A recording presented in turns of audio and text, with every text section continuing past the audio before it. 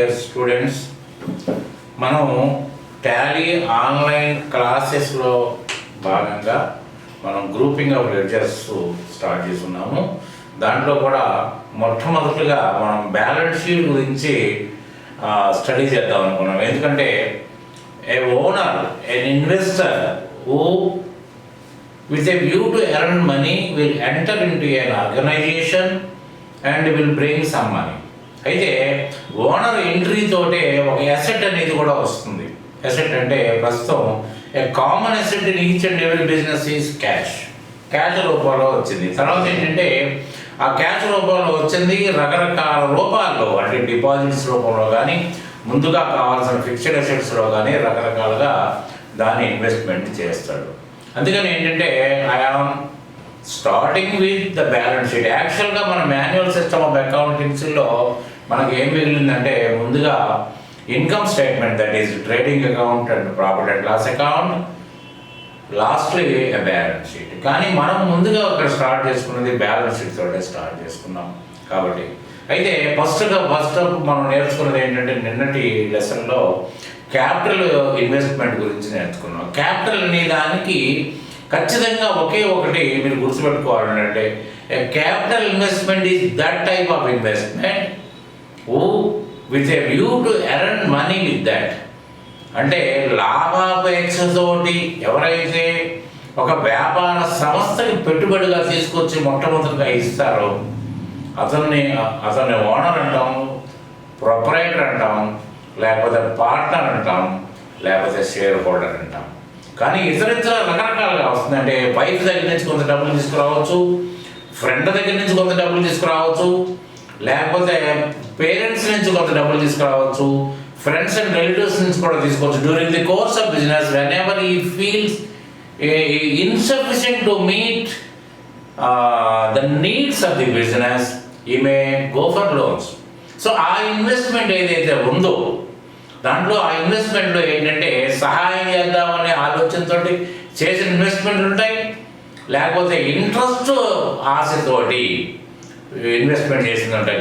So దాన్ని capital అన్ని ప్రస్తావించడానికి మాత్రం ఎంత మాత్రం వీల్లేదు. అది మాత్రం మీరు బాగా గమనించండి. అయితే దీంట్లో నేను ముందుగా చెప్పినట్టుగా there are mainly 9 primary groups and 13 subgroups in balance sheet.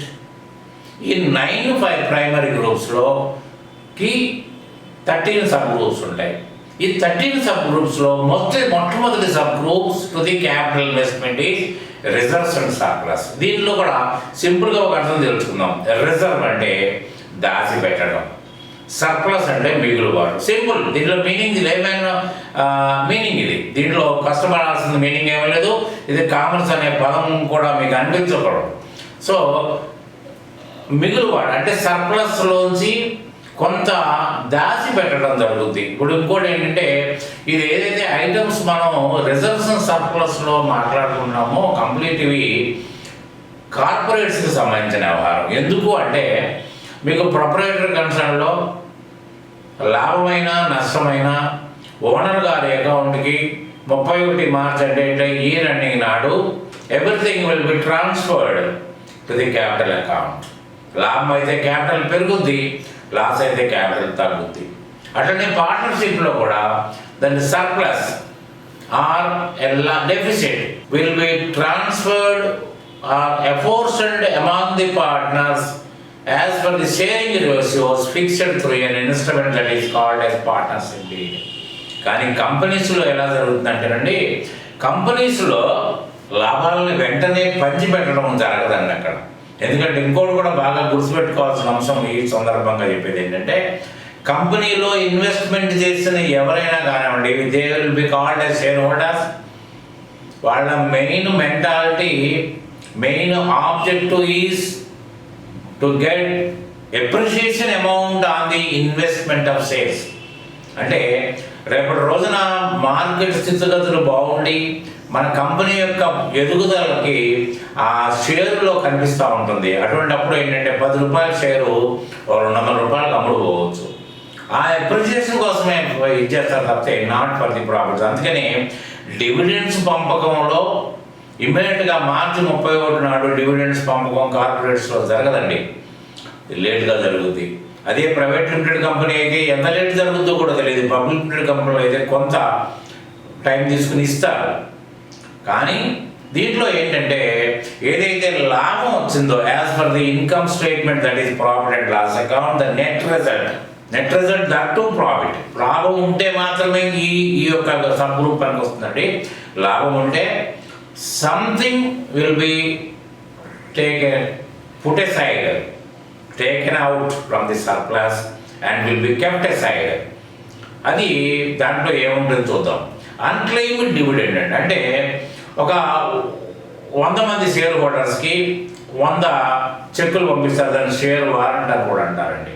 అయితే దీంట్లో గమ్మత్ ఏంటంటే పార్ట్నర్షిప్లో అయితే irrespect of the accounting balance, capital balance, the profit or loss will be apportioned as per the sharing ratios fixed through an instrument, that is what is called as partnership deed. కానీ కంపెనీస్లో అలా ఉండదండి. ఒకరికి 1000 షేర్లు ఉండొచ్చు, ఒకరికి 2000 షేర్లు ఉండొచ్చు, ఒకరికి 500 షేర్లే ఉండొచ్చు. According to the shares held by the shareholder, the profit as decided by the directors of the company will be declared in the form of a dividend and will be sent to them. అయితే అప్పుడు ఏమవుతుంది, ఒకరికి 500 రూపాయలు వస్తుంది, ఒకరికి 1000 రూపాయలు వస్తుంది, ఇంకొకరికి 5000 రూపాయలు వస్తుంది. అయితే ఏమవుతుందంటే 500 రూపాయలు వచ్చినా, 1000 రూపాయలు వచ్చినా, 5000 వచ్చినా ఇది చెక్కుని తీసుకుని వెళ్ళి బ్యాంకులో వేయాలి. Bank people will take initiation and take a step to collect from the company who issued the share dividend. So time తీసుకుంటుంది. అయితే ఏంటంటే ఒక 500 రూపాయలు వచ్చిన business man he may not care to send it to the bank immediately. ఎందుకంటే 500 రూపాయలే కదా పంపిద్దామని అనుకోవచ్చు. He may put it in the drawer, he may forget it after that. తర్వాత 1000 రూపాయలు వచ్చినప్పుడు కూడా సేమ్ కండిషన్ ఉంటే ఉండొచ్చు. కానీ 5000 రూపాయలు వచ్చిన బిజినెస్ మ్యాన్ ఈ విల్ ఇమ్మీడియట్లీ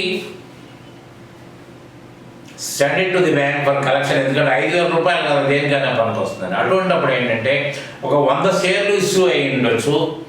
100 షేర్లలో మీకు 80 షేర్లు ఇలా ఎన్కాష్ అయి ఉండొచ్చు, పెద్ద అమౌంట్లు కాబట్టి. 20 షేర్లు ఎన్కాష్ అయి ఉండకపోవచ్చు. కాబట్టి ఆ 20 షేర్లు కూడా టైం అయిన తర్వాత మళ్ళీ ఆ షేర్లు అంటే ఏదైతే ఏర్పరిచారో ఆ అమౌంట్లోంచి తరగదు కాబట్టి అది మళ్ళీ ఆ రిజర్వ్లో ఉండిపోద్ది అన్నమాట. Unclaimed dividend. రెండోది ఏంటంటే షేర్ ప్రీమియం. అంటే కంపెనీ యొక్క స్థితిగతులు దాని షేర్ యొక్క విలువలో కనిపిస్తుందండి. మీకు మార్కెట్లో చూడండి 10 రూపాయల షేరు 1000 రూపాయలు అనే సందర్భం ఉంటుంది. అంటే మీరు మార్కెట్లో ఇమీడియట్గా 1000 రూపాయలు కడితే ఆ షేర్ మీ బ్యాంక్ ట్రాన్స్ఫర్ అవుతుంది. కానీ కంపెనీస్లో అలా కాదు. అంతకుముందు మనం క్యాపిటల్ ఇన్వెస్ట్మెంట్ చూసాం కదా, share application money, allotment money, call money అని. ఇది కూడా అంతే. అంటే with the permission taken from the ROC register of companies, the companies will issue shares on premium rate.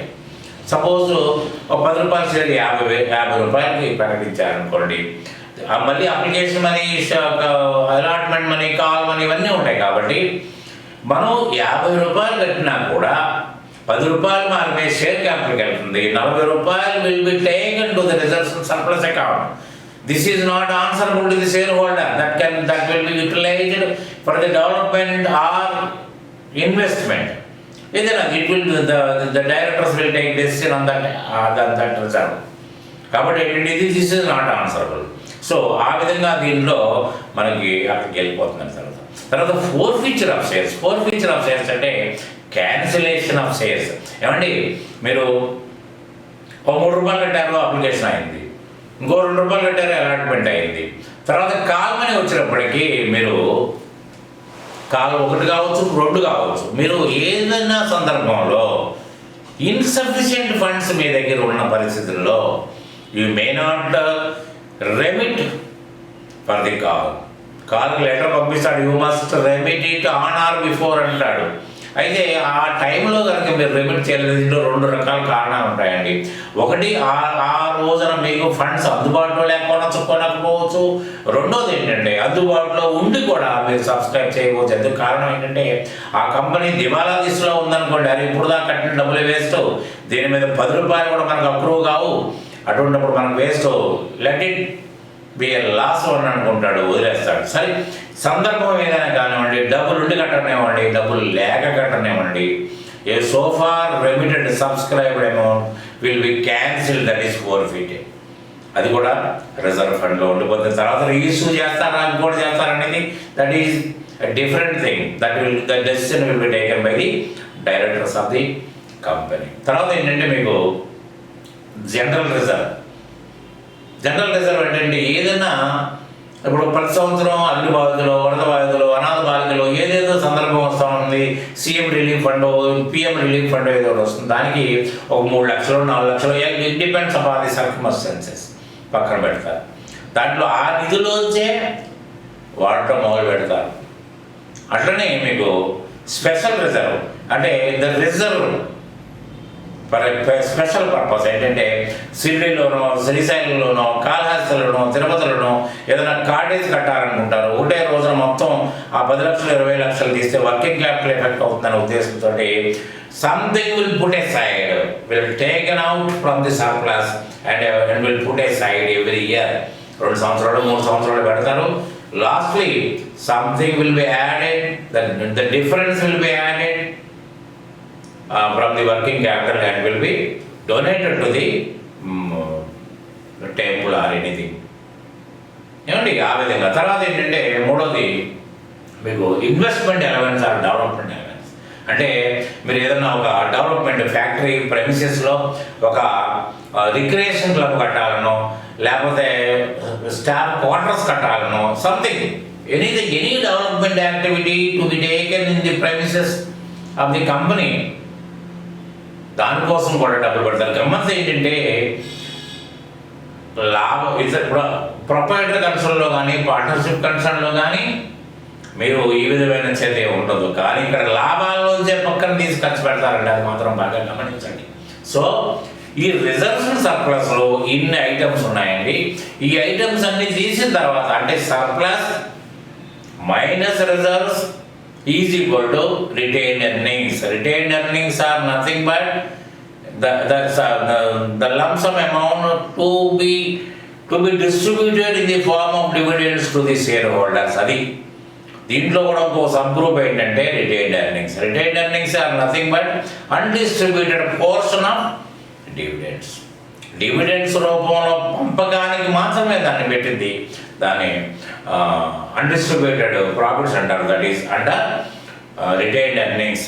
అంటే క్యాపిటల్ యొక్క sub group reserves and surplus, reserves and surplus sub group retained earnings.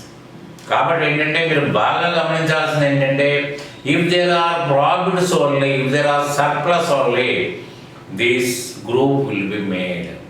Otherwise అవసరం ఏముందండి దీంట్లో? ఎందుకంటే డబ్బులే లేదు, ఎక్కడ తీసుకొచ్చి పక్కన పెడతారు, లేదు కదా.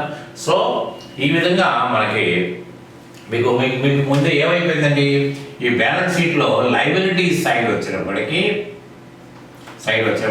క్యాపిటల్, రెండోది సబ్ గ్రూప్ వచ్చేప్పటికి మీకు reserves and surplus,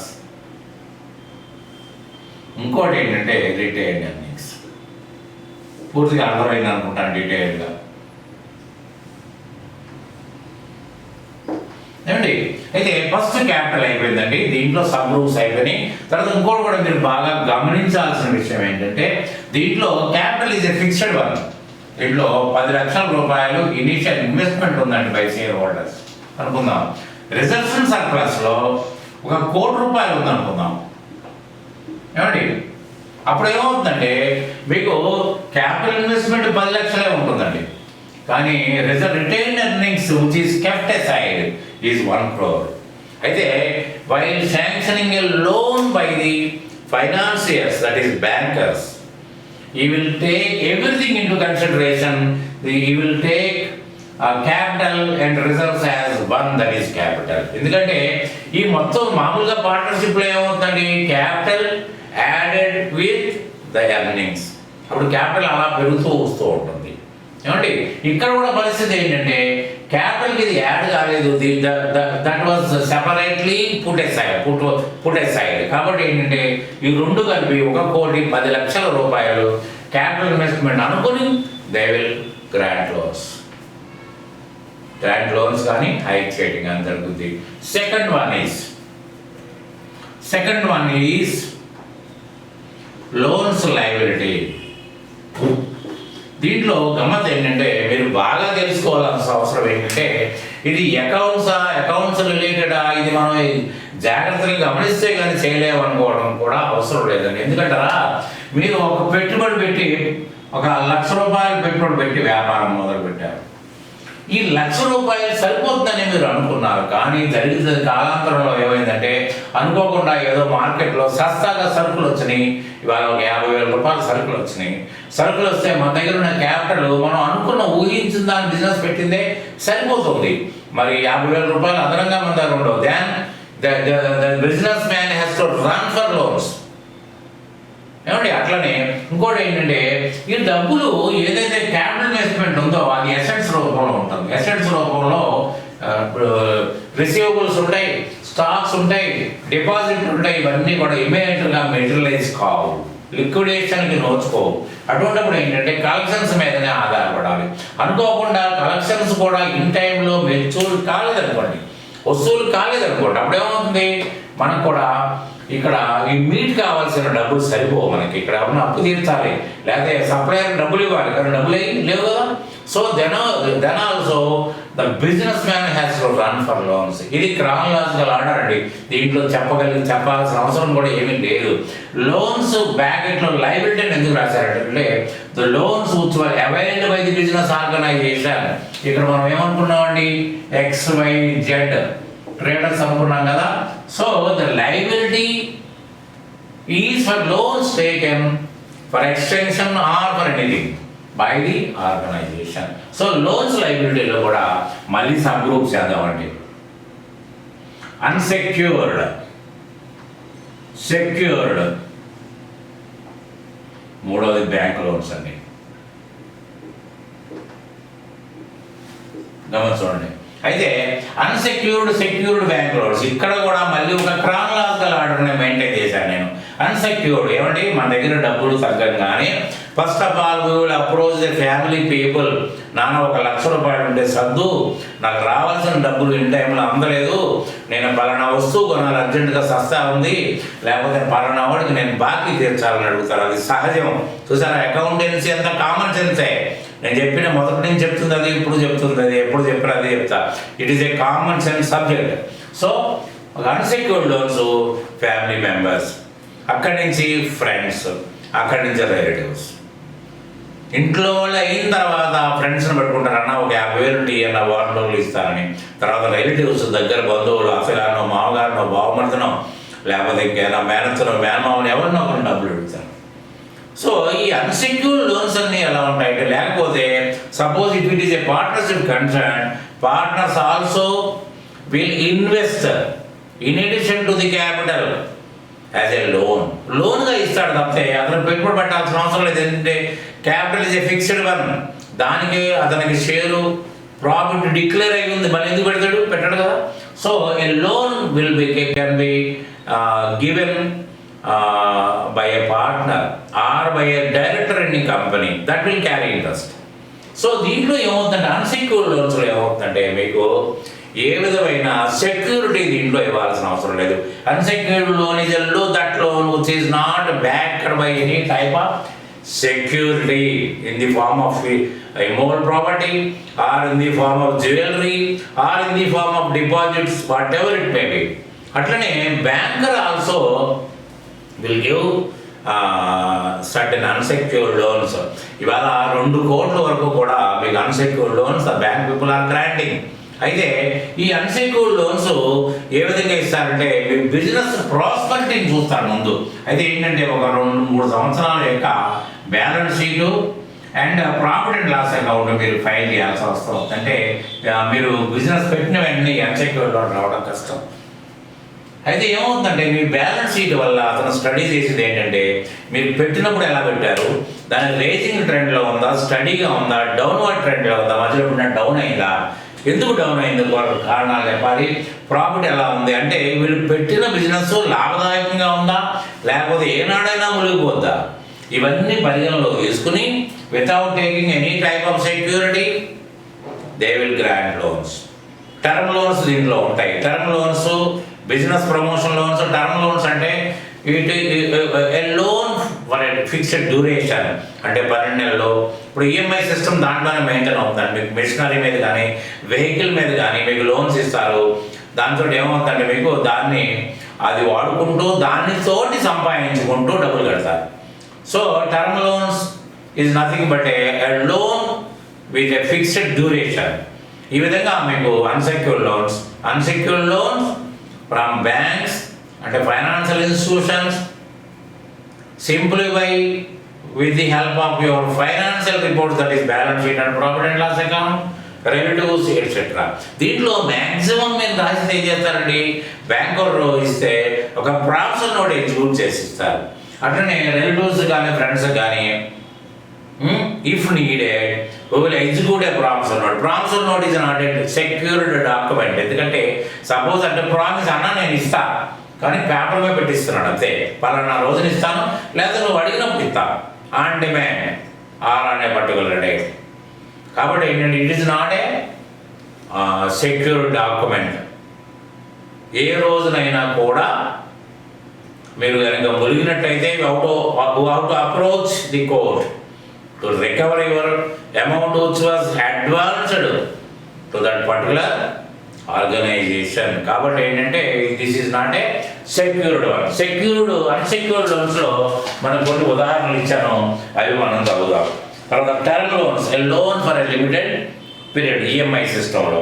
business loans taken from financial institutions and banks, అంటే బిజినెస్ ప్రమోషన్ లోన్స్ కూడా అంటారు దాన్ని. Loans from friends and relatives, partners, directors అంటే ఫ్యామిలీస్ ఏమండి. తర్వాత mobilization advance from contract to mobile the activity.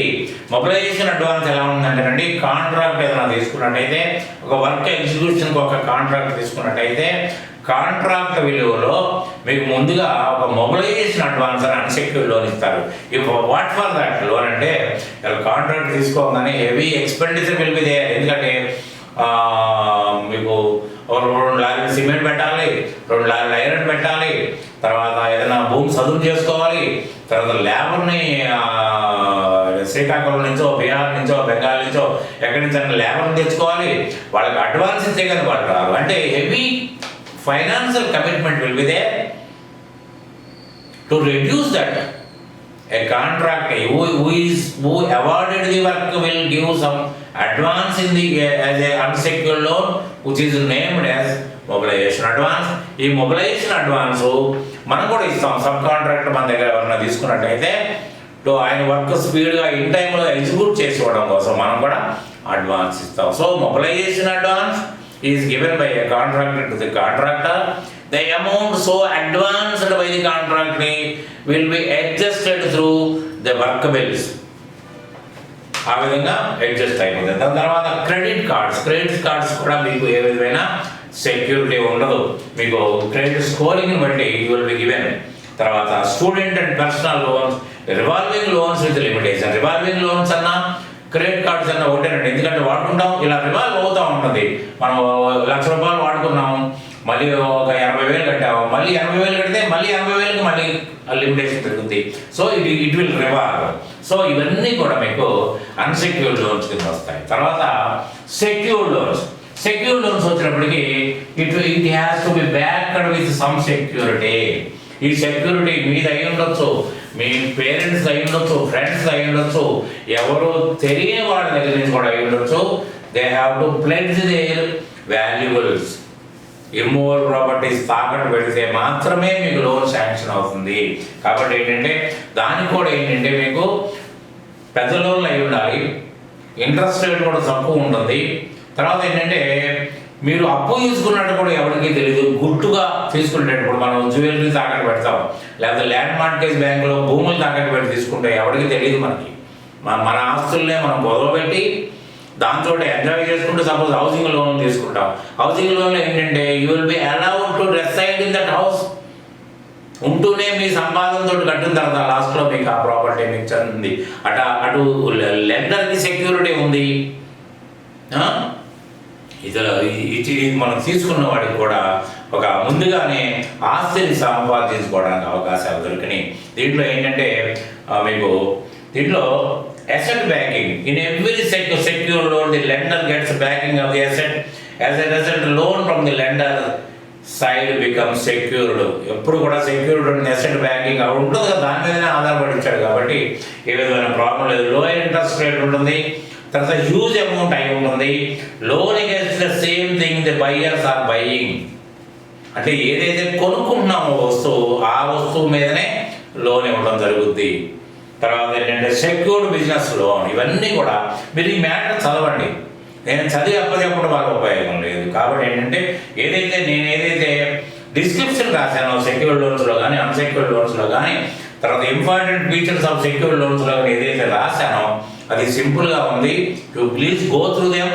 అప్పుడు అయితే ఏమవుతుందంటే మీకు దాని మీద ఒక పట్టు వస్తుంది, ఒక అవగాహన వస్తుంది. కాబట్టి ఒకటే గుర్తుపెట్టుకోండి, నేను రెండే important chapters, one is grouping of ledgers, other one is watching of transactions. ఈ రెండు కనుక మీరు కాన్సన్ట్రేషన్ చేసి నేర్చుకోగలిగితే మీరు ఎక్కడికి వెళ్ళక్కర్లేదు, మా కూడా సలహా కూడా అక్కర్లేదు, సంప్రదింపు అక్కర్లేదు. You can become, no doubt you can become a perfect accountant. కాకపోతే అది జాగ్రత్తగా గమనించండి. ఇంకోటి ఏంటంటే ఈ ఆన్లైన్ వల్ల మీరు పెట్టి ఈ ట్రైనింగ్కి పెట్టి ఖర్చు తక్కువే కాకుండా ఇంకొక ఎడిషనల్ అడ్వాంటేజ్ ఏంటంటే మీరు ఇది అర్థం కాలేదు, ఇంకొకసారి వీడియో ఓపెన్ చేసుకోండి, ఇంకొకసారి నోట్స్ చదవండి, మళ్ళీ ఇంకొకసారి వీడియో ఓపెన్ చేసుకోండి. Number of times you can see it. తర్వాత ఎప్పుడు తీరుకుంటే అప్పుడు మీరు ఇన్స్టిట్యూట్కి రావాలనే టెన్షన్ మీకు అక్కర్లేదు. ఎప్పుడు తీరుకుంటే అప్పుడు చదువుకోవడానికి అవకాశం ఉంటుంది. ఎంత నాలెడ్జ్ అని ఎప్పటికీ రెఫరెన్స్గానే ఉంటుంది మీకు. అది మాత్రం మీకు ఇది added advantage to this online classes. తర్వాత దీంట్లో ఎగ్జాంపుల్స్ ఏమున్నాయంటే long term loans against mortgages. Mortgage loan is secured with the property being purchase. Debenture bonds అంటే లోన్ బాండ్స్ ఏంటంటే మీకు ఏ కంపెనీ షేర్స్ ఒకటే కాకుండానండి, మనీ కలెక్ట్ చేయడానికి డిబెంచర్ బాండ్స్ అంటే loan bonds with the permission of the ROC will be announced, will be published. ఈ loan bond తీసుకుంటే debenture holder will be given interest. మనం FDR మీద ఎలా ఉంటుందో ఇంట్రెస్ట్ దాని కూడా ఉంటుంది. At the time of liquidation of the company the debenture holder will be given first priority. That is a secured bond to the holder. అది అందరం బాగా గుర్తుపెట్టుకోండి.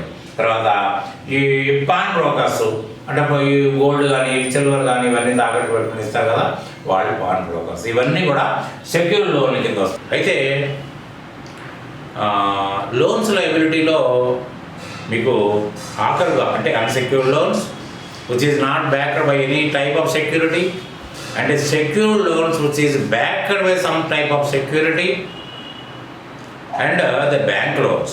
Bank loans are of two types. One is bank OD and OCC. Bank OD అంటే overdraft. అంటే the customer of the bank will be allowed to withdraw money more than his deposit. అంటే దీంట్లో కూడా ఏంటంటే మీకు ఫైనాన్షియల్స్ సబ్మిట్ చేసి, ఇది 3 సంవత్సరాల financials profit and loss account balance sheet submit చేస్తే going through that a credit department will sanction a loan limit with some limitations. అంటే ఆ బిజినెస్ యొక్క ప్రాస్పరిటీని బట్టి ఒక లిమిటేషన్ గ్రాంట్ చేస్తారు. ఆ లిమిటేషన్ కూడా ఏదైతే అన్సెక్యూర్డ్ లోన్స్లో business promotion loans basing on the profit and loss account and balance sheet ఇచ్చారో, ఇది కూడా దాని మీదనే బేస్ చేసుకుంటూ the customer is required to give some collateral security. Collateral means additional security other than the business assets.